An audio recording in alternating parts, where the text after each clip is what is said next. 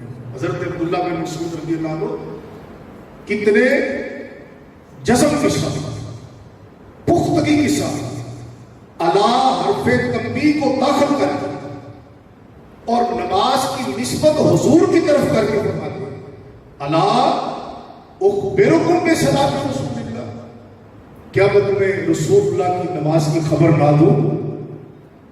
حضرت علقمہ فرماتے ہیں قال علقمہ نے فرمایا فقام عبداللہ بن مسعود کھڑے ہوئے فرافع یدیہ اول مرۃ، عبداللہ بن مسعود نے نماز پڑھ کر دکھائی تو رفع الیدین پہلی بار کیا، یعنی عند الافتتاح نماز شروع کرنے کے بعد، ثم لم يعد، پھر رفع الیدین دوبارہ نہیں کیا، اس عمل کو دوبارہ نہیں اٹھایا۔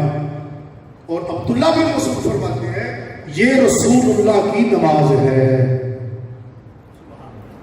اچھا، الا اخبرکم، قوم ضمیر جمع کی ہے اور جمع میں کم سے کم 3 آدمیوں کا ہونا ضروری ہوتا ہے، زیادہ کی حد نہیں۔ معلوم ہوا کہ عبداللہ بن مسعود رضی اللہ عنہ نے یہ بات 1-2 بندوں کے سامنے بیان نہیں کی، پوری جماعت تھی جن کے سامنے عبداللہ بن مسعود نے یہ فرمایا کیا میں تمہیں رسول اللہ صلی اللہ علیہ وسلم کی نماز کی خبر نہ دوں؟ خبر نہ دوں تمہیں حضور کی نماز کی؟ تو آپ نے نماز پڑھ کر دکھائی تو رفع الیدین نماز میں ایک بار کیا عند الافتتاح، پھر ساری نماز میں کہیں رفع الیدین نہیں کی۔ تو کیا فرمایا کہ یہ رسول اللہ والی نماز ہے۔ اب اس جماعت میں سے کسی ایک فرد نے بھی یہ نہیں کہا کہ آپ نے رکوع والا رفع الیدین نہیں کیا،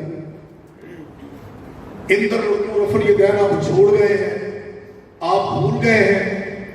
عبداللہ بن عمر رضی اللہ تعالیٰ عنہ نماز میں اندر رکوع بھی رفع الیدین بیان کرتے ہیں، اور آپ نے ہمیں وہ نماز پڑھ کر دکھائی ہے کہ جس میں ایک مرتبہ رفع الیدین ہے، باقی کسی جگہ پر نہیں، اور آپ فرماتے ہیں کہ یہ رسول اللہ کی نماز ہے۔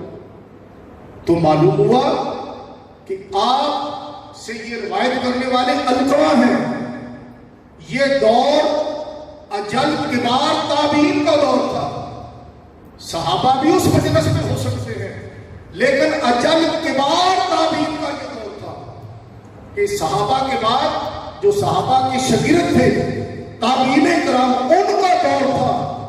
یہ حدیث جہاں سنت نبوی کو بیان کر رہی ہے، وہاں پر صحابہ کی نماز اور دور تابعین کی خوب ترجمانی کر رہی ہے کہ تابعین کی جو جماعت تھی ان کا بھی یہی عمل تھا جو حضرت عبداللہ بن مسعود نے انہیں بیان فرمایا۔ تو امام نسائی رحمۃ اللہ کا یہ ترک ذالک کا باب باندھنا اس بات کی دلیل ہے کہ امام نسائی رحمۃ اللہ نے یہ سمجھانا چاہتے ہیں کہ رفع الیدین ایسا عمل ہے جو ہمیشہ نہیں کیا گیا بلکہ یہ ترک کیا گیا ہے، اور ترک مصدر ہے، آپ جانتے ہیں مجھ سے زیادہ کہ مصدر کبھی فاعل کے معنی میں ہوتی ہے، کبھی مفعول کے معنی میں ہوتی ہے۔ تو اگر اس کو فاعل کے معنی میں لیں تو پھر ہوئے گا معنی ہوگا اس کو ترک کرنے والے، پھر بھی ترک کا معنی ہے، اور اگر اس کو مفعول کے معنی میں لیں تو پھر معنی ہوگا کہ ترک کیا گیا، چھوڑا گیا۔ یہی ہم کہتے ہیں، جو بات امام بخاری کے شاگرد نے کہی ہے وہی احناف کہتے ہیں کہ رفع الیدین ہوا ہے پھر اس کو چھوڑ دیا گیا۔ رفع الیدین نہ کرنے کے جو دلائل ہیں یہ کثیر تعداد میں موجود ہے، لیکن جب نفس مسئلہ سمجھ آ جائے تو پھر دلائل پیش کرنے میں اور سمجھنے سمجھانے میں کافی آسانی ہوگی۔ اب یہاں پر امام نسائی رحمۃ اللہ نے مسئلے کو ختم نہیں کیا، بلکہ انہوں نے اس مسئلے کو اس کی تہ تک پہنچایا ہے۔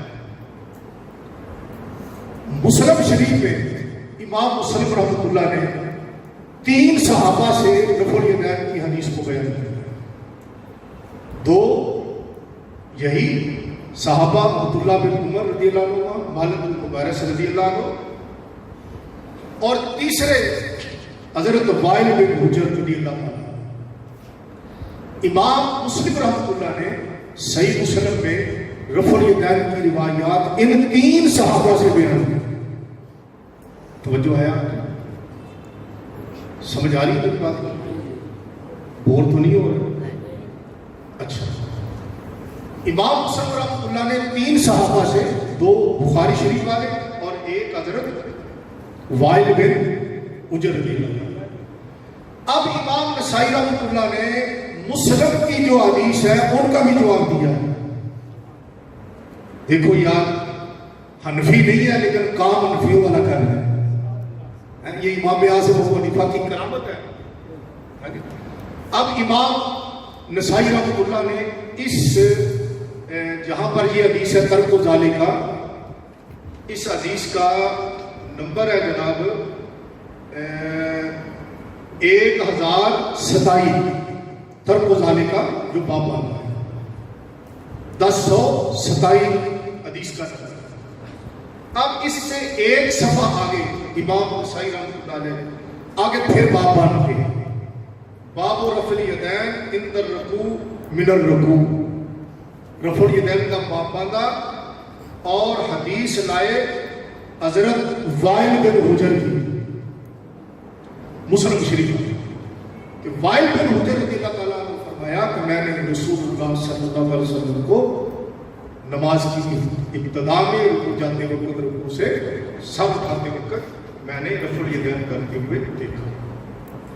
اب اس کے بعد مختصر پھر باب باندھتے ہیں باب رفع الیدین حذف فروع الاذنین عند الرفع من الرکوع. پھر رفع الیدین کا باب باندھا مختصر بغیر کسی اور باب کو داخل کیے، اور اس میں پھر حدیث لائے حضرت مالک بن حویرث رضی اللہ عنہ رفع الیدین کرنے کی.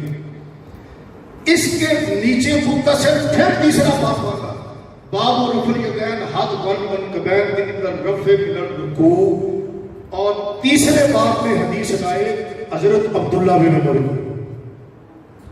مسلم شریف والے تینوں صحابہ کی حدیث بیان کر کے پھر امام نسائی باب باندھتے ہیں الرخصۃ فی ترک ذالک، پھر ترک کا باب باندھا. امام نسائی نے پہلے بخاری والی وہ حدیث کو لا کر ترک کا باب باندھا اور پھر مسلم والی تینوں حدیث کو لا کر پھر امام نسائی نے ترک کا باب باندھا، اور نیچے حدیث لائے دلیل کے طور پر ایک اور سند سے حضرت عبداللہ بن مسعود کی. اس حدیث کا نمبر ہے 1059.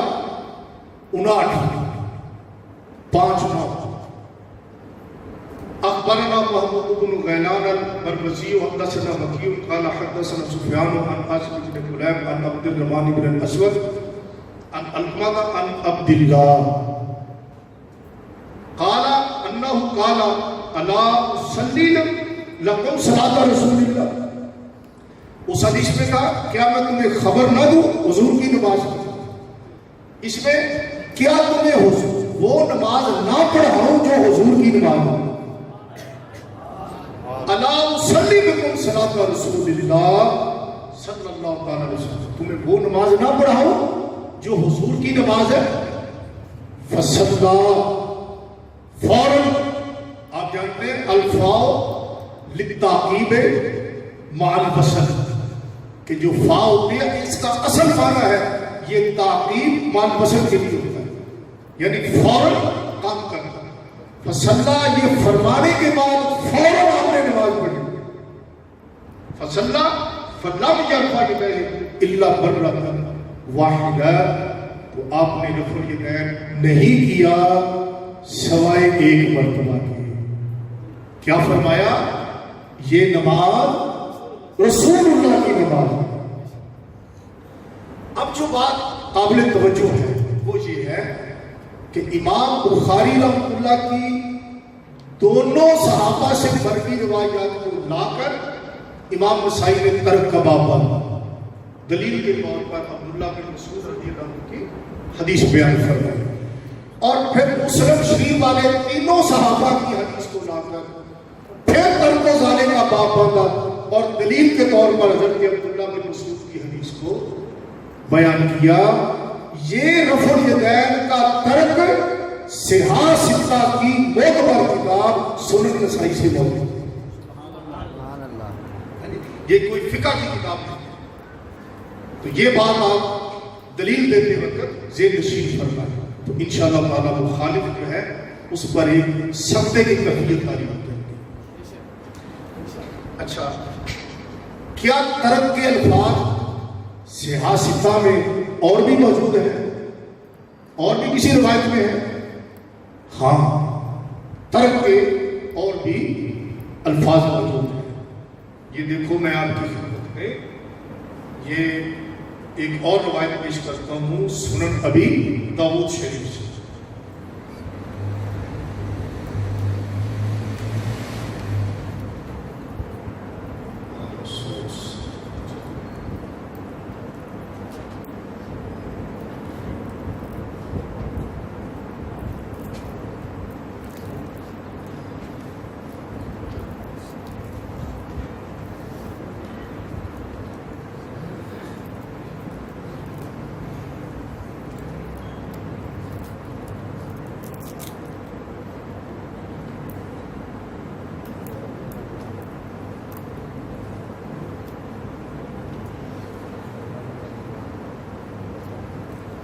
تھوڑی سی ناراضگی تو نہیں فرمائیں، حوالہ تو میں نے دیکھنا ہوتا ہے۔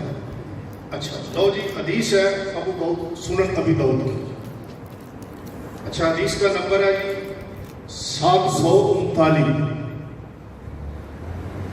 حدثنا قتيبة بن سعيد قال حدثنا ابن لهيعة عن ابي هريرة عن ميمون المكي، میمون مکی تابعی ہے، انہ رأى عبداللہ ابن زبیر۔ میمون مکی یہ تابعیاں اور قاضی تھے، انہوں نے عبداللہ بن زبیر رضی اللہ تعالیٰ عنہ کو دیکھا، وصلی بہ یشیر بکفیہ حین یقوم وحین یرکع وحین یسجد وحین یدعو للقیام فیقوم فیشیر۔ تو یہ نماز میں رفع الیدین کرتے تھے، رکوع جاتے وقت، سر اٹھاتے وقت، اور ساتھ سجدے میں بھی رفع الیدین کرتے تھے۔ آپ کہتے ہیں فن طلبت الی ابن عباس، میں نے عبداللہ بن زبیر کی نماز دیکھی تو میں عبداللہ بن عباس کے پاس گیا، میمون مکی کہتے ہیں۔ اب یہ سنن ابی داؤد صحاح ستہ کی کتاب ہے۔ میمون مکی فرماتے ہیں کہ میں عبداللہ بن زبیر کی نماز دیکھ کر عبداللہ بن عباس کے پاس گیا رضی اللہ عنہ، فقلت، میں نے کہا عبداللہ بن عباس کو، انی رأیت ابن زبیر صلی صلاۃ لم ارا احدا یصلیھا، میں نے عبداللہ بن زبیر کو ایسی نماز پڑھتے دیکھا ہے کہ کوئی بھی ایسی نماز نہیں پڑھتا، کوئی بھی ایسی نماز نہیں۔ اب وہ دور کون سا تھا؟ صحابہ اور تابعین کا۔ لم ارا احدا یصلی، میں نے کسی کو بھی ایسی نماز پڑھتے ہوئے نہیں دیکھا، کسی کو بھی ایسی نماز پڑھتے ہوئے نہیں دیکھا۔ اب یہ الفاظ دور تابعین اور صحابہ کا جو آخری دور تھا، کیا یہ روایت، یہ الفاظ اس دور کی خوب ترجمانی نہیں کر رہے کہ رفع الیدین کو ترک کر دیا گیا، کہ اگر کوئی رفع الیدین کرتا تھا تو دیکھنے والے پریشان ہو جاتے تھے اور جا کر دیگر صحابہ کو کہتے تھے کہ یہ ایسی نماز پڑھتا ہے کہ کوئی بھی ایسی نماز نہیں پڑھتا۔ لم ارا احدا یصلی، میں نے ایسی نماز کسی کو پڑھتے نہیں۔ اگر کوئی یہ کہے کہ جی یہ تو انہوں نے سجدے کی وجہ سے کہا ہے، تو یہ بات ذہن نشین فرمائے۔ امام ابن حبان نے اپنی صحیح میں اسی حدیث کو بیان کیا تو اس میں انہوں نے سجدے کے الفاظ نہیں بیان کیے، یہ روایت اس بات کی بیان دلیل ہے کہ دور صحابہ اور تابعین میں رفع الیدین متروک تھا.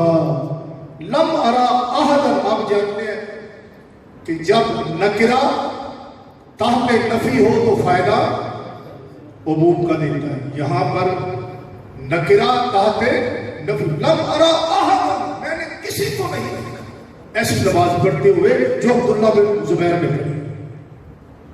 تو یہ سنن ابی داؤد کے الفاظ ہیں. الحمدللہ احناف قصہ رحمۃ اللہ تعالیٰ کا جو موقف ہے یہ بالکل سکا اور مضبوط موقف ہے کہ یہ رفع الیدین یہ ایک ایسی چیز ہے کہ جو ہوتی تھی اور بعد میں اس کو ترک کر. اب آپ کی خدمت میں ایک روایت سنن ابی داؤد سے ترک کی اور پیش کروں.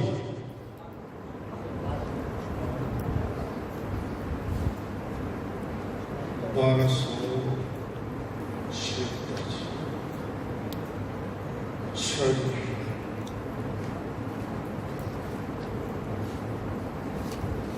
لو جی سنن ابی داؤد حدیث کا نمبر ہے 723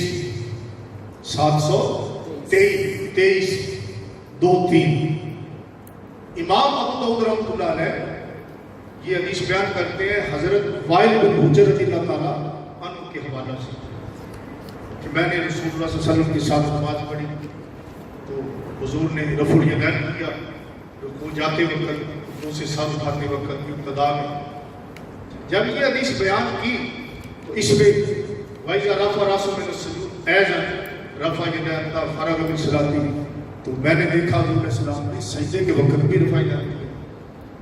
قال محمد، اب یہ روایت بیان کرنے کے بعد اس کا راوی محمد بن جوہادہ ابن حبان صحیح ابن حبان میں کہتے ہیں کہ محمد بن جوہادہ یہ ثقہ راوی ہے اور مضبوط ترین راویوں میں سے ہے. اب انہوں نے کیا کہا فَذَكَرْتُ ذَلِكَ لِلْحَسَنِ بْنِ أَبِي الْحَسَنِ. اس حدیث کا راوی محمد بن جوہادہ کہتے ہیں کہ میں نے حضرت وائل بن حجر کی یہ رفع الیدین والی حدیث حضرت حسن بن ابو الحسن یعنی امام حسن بصری کو سن رہے ہیں. میں نے ان سے اس حدیث کا ذکر کیا. فقال، اب امام حسن بصری تابعی ہے، ٹھیک، یہ دور صحابہ بھی ہے اور دور کبار تابعین کا دور ہے. اب امام حسن بصری نے کیا فرمایا، یہ سنن ابی داؤد ہے، سیاہ ستہ کی کتاب. فقال یا صلاۃ رسول اللہ صلی اللہ علیہ وسلم، یہ رسول اللہ علیہ السلام کی نماز ہے. فَعَلَهُ مَنْ فَعَلَهُ وَتَرَكَهُ مَنْ تَرَكَهُ. جس نے کیا اس نے کیا، جس نے چھوڑ دیا اس نے چھوڑ دیا. اب ان سے پوچھو کہ یہ چھوڑنے والے کون تھے؟ دور صحابہ کا ہے نا، تابعین کا دور ہے.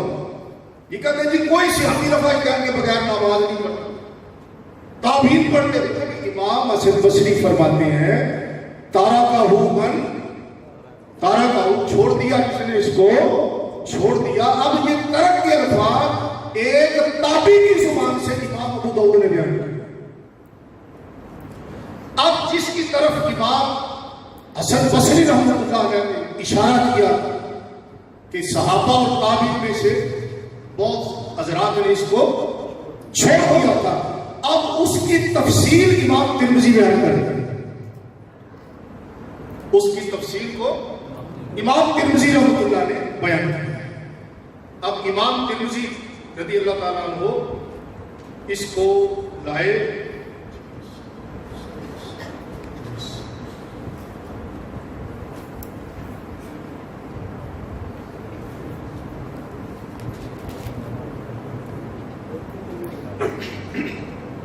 لو جی.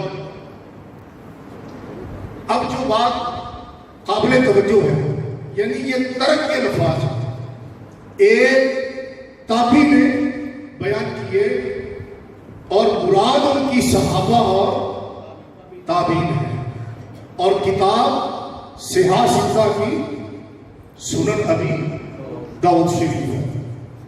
اچھا اب امام ترمذی رحمۃ اللہ علیہ عبداللہ بن مسعود رضی اللہ عنہ کی حدیث بیان کرنے کے بعد کیا کہتے ہیں؟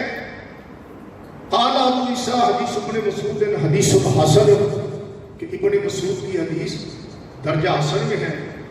وابی یقول غیر واحد من اہل العلم من اصحاب النبی صلی اللہ علیہ وسلم والتابعین، کہ اسی حدیث پر امام ترمذی جہاں پر غیر و واحد کا لفظ ہوتا ہے، لفظی ترجمہ تو بنتا ہے سوائے ایک، لیکن امام ترمذی کی ایک اپنی اصطلاح ہے. غیر و واحد کا لفظ بول کر امام ترمذی کثیر لوگ مراد لیتے ہیں، کثیر لوگ مراد لیتے ہیں. اب امام ترمذی فرماتے ہیں کہ کثیر صحابہ کرام اہل علم کا اسی حدیث پر عمل ہے کہ وہ اتنا لفتہ رفع بیان کرتے، باقی کسی نماز میں نہیں کرتے.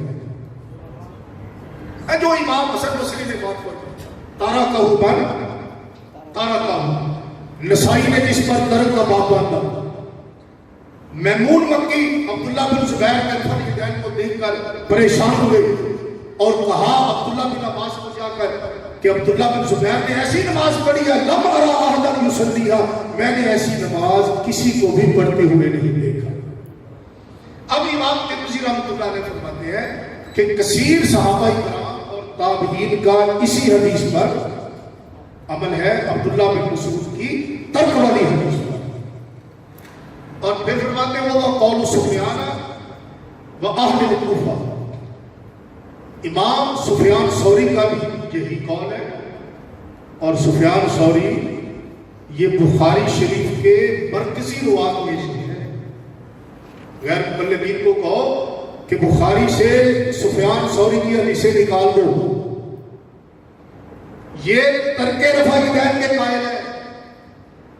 بخاری کا مرکزی راوی ترک رفع یدین کا قائل ہے. یہ بات ذہن نشین فرمائیں.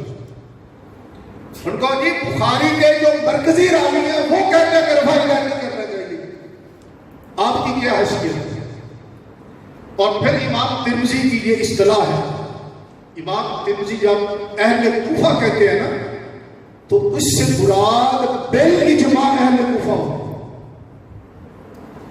کہیں پر فرماتے ہیں بعض اہل کوفہ، کہ بعض اہل کوفہ نے یہ کہا. جہاں پر کہتے ہیں مطلق اہل کوفہ نے یہ بات کہی تو وہاں کے تمام محدثین امام ترمذی مراد لیتے ہیں. اور یہاں امام ترمذی نے کیا کہا؟ وَأَهْلِ کوفہ تھے کہ تمام اہل کوفہ بالاجماع رفع یدین کے ترک کے قائل ہے. اب انہیں کہو بخاری شریف سے ہم کوفی محدثین دکھاتے جاتے ہیں، آپ انہیں بخاری سے نکال دیں کہ بالاجماع اہل کوفہ کے محدثین رفع یدین نہیں کرتے تھے. اور وہاں پر تو ہزاروں کی تعداد میں محدثین تھے.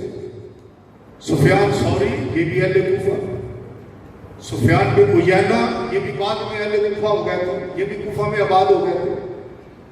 وکیع بن جراح بخاری کا مرکزی راوی یہ بھی اہل کوفہ سے تھے. مکی بن ابراہیم یہ بھی اہل کوفہ سے تھے. کثیر سینکڑوں کی تعداد میں محدثین اہل کوفہ تھے. اور امام ترمذی کہتے ہیں تمام اہل کوفہ رفع یدین کے قائل نہیں تھے.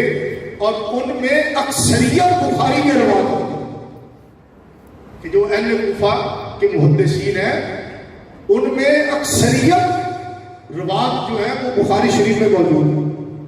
گویا کہ ہم یہ بات اعلان کہہ سکتے ہیں بمانگے قول کہ بخاری شریف میں اہل کوفہ کے محدثین میں کثیر تعداد ایسی موجود ہے جو رفع یدین کے قائل نہیں تھے. یہ باتیں آپ کو ذہن نشین فرمانی چاہیے. اب امام ترمذی رحمۃ اللہ جو عبداللہ بن مسعود کی حدیث بیان کی، اب اس پر ایک اور چیز میں پیش کر دیتا ہوں. بعض لوگ کہتے ہیں جی کہ یہ حدیث ثابت نہیں ہے. کہ ترمذی میں لکھا ہوا ہے کہ امام ترمذی نے فرمایا کہ عبداللہ بن مبارک نے فرمایا کہ ابن مسعود کی حدیث جو ہے یہ ثابت نہیں ہے، اور عبداللہ بن عمر رضی اللہ عنہ کی حدیث جو ہے وہ ثابت ہے۔ یہ بالکل خلط ملط کرتے ہیں اور صحیح بات کو الجھانے کی کوشش کرتے ہیں، اس میں ذرا بھی ان کی صداقت نہیں ہے۔ تھوڑی سی آپ توجہ کے ساتھ یہ بات سماعت فرمائیں۔ امام ترمذی رحمۃ اللہ علیہ تو یہ فرماتے ہیں کہ یہ حدیث حسن ہے۔ اب جو حدیث ثابت ہی نہ ہو وہ حسن ہوتی ہے؟ حسن ثابت ہوتی ہے یا نہیں؟ حسن حدیث ثابت ہوتی ہے نا۔ اب جو حدیث ثابت ہی نہ ہو وہ تو جعلی ہوتی ہے۔ تو امام ترمذی فرماتے ہیں یہ حسن درجے کی حدیث، اور جو حدیث ثابت ہی نہ ہو بھلا اس پر صحابہ کرام کا عمل ہو سکتا ہے، تابعین کا عمل ہو سکتا ہے؟ امام ترمذی تو فرماتے ہیں اس پر صحابہ اور تابعین کا عمل ہے۔